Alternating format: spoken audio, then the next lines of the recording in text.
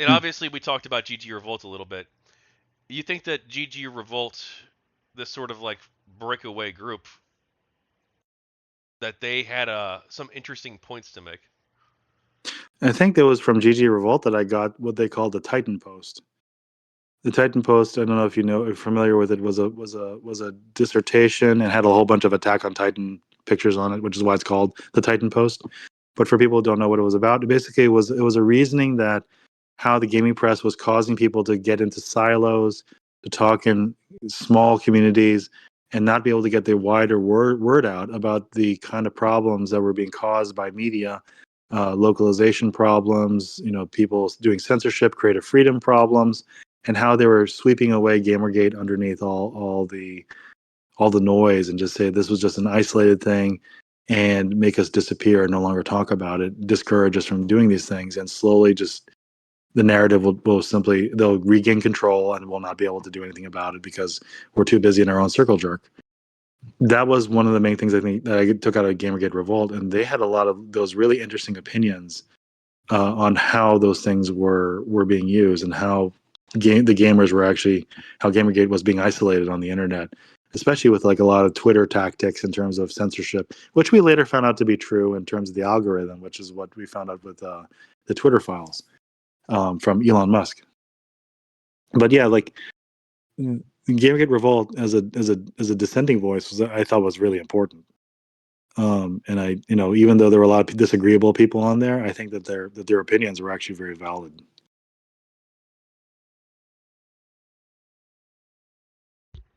Did you have any thoughts on ZachAttack? I don't recall the name. If you can give me more context. The group that tried to dox Mombot, and then they had the logs leaked.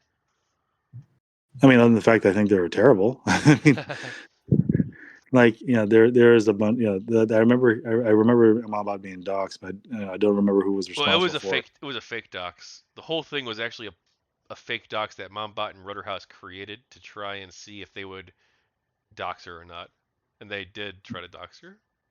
But Yeah, they, I think I was largely gone from the internet when this kind of stuff was happening, and you I'm know what? glad that That might Mombot. have been after you disappeared. That's right.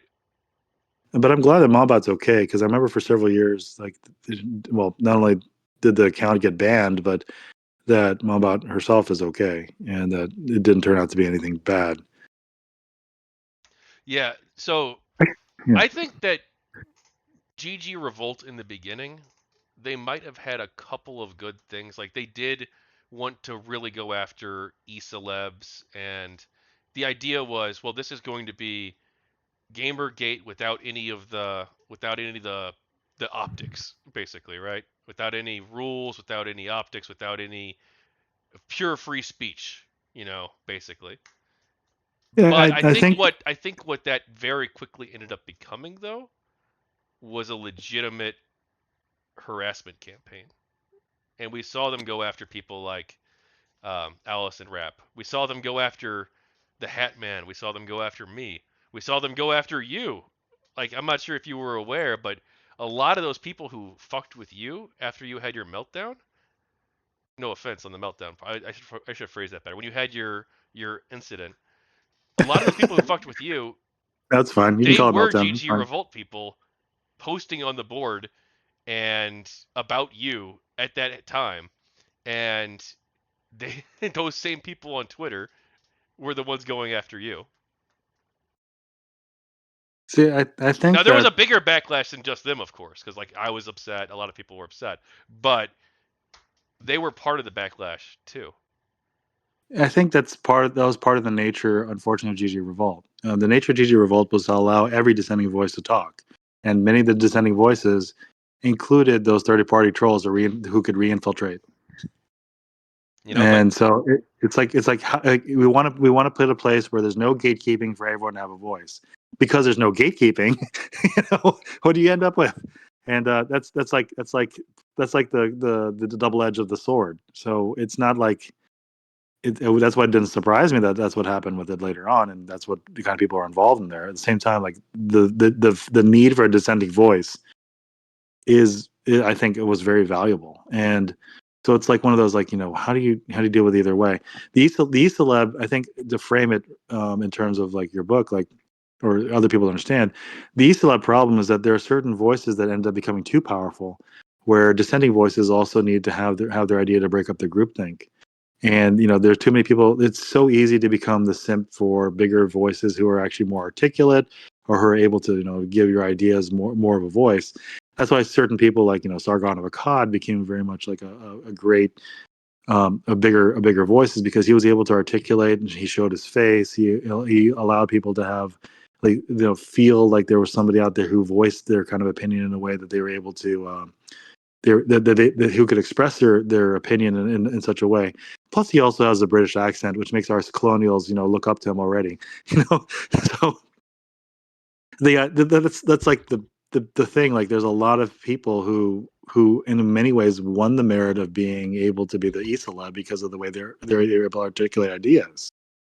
At the same time, you need to have breakup of groupthink. So it's like you need to live between the two tensions, and unfortunately, like, that's something that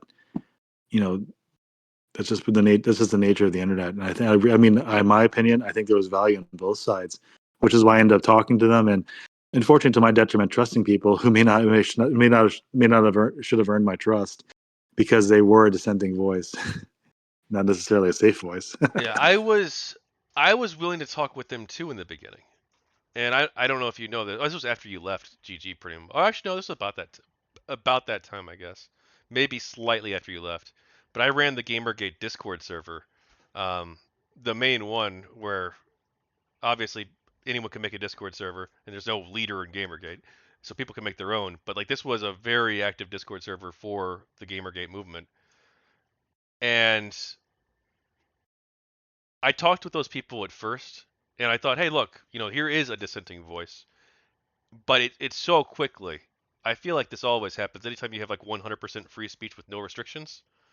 It so quickly becomes like the worst actors dominating the space, and then like normal people just say, "Fuck it, I'm out."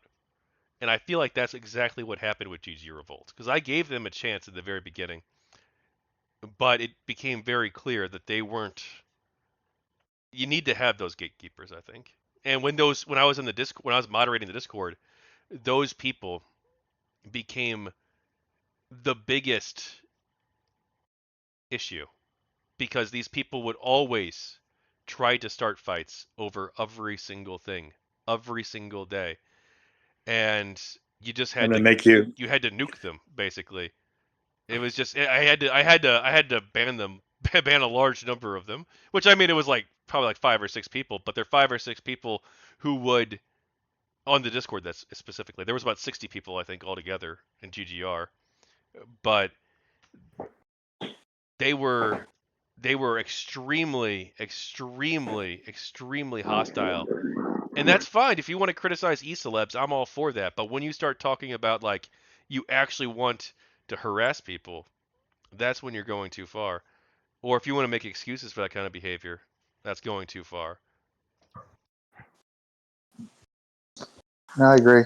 I mean, but that again, like I mean that we got a wide swath of human beings throughout the whole year and a half, 2 years. We want to extend this further, like how because I think in your book you ended at 2016.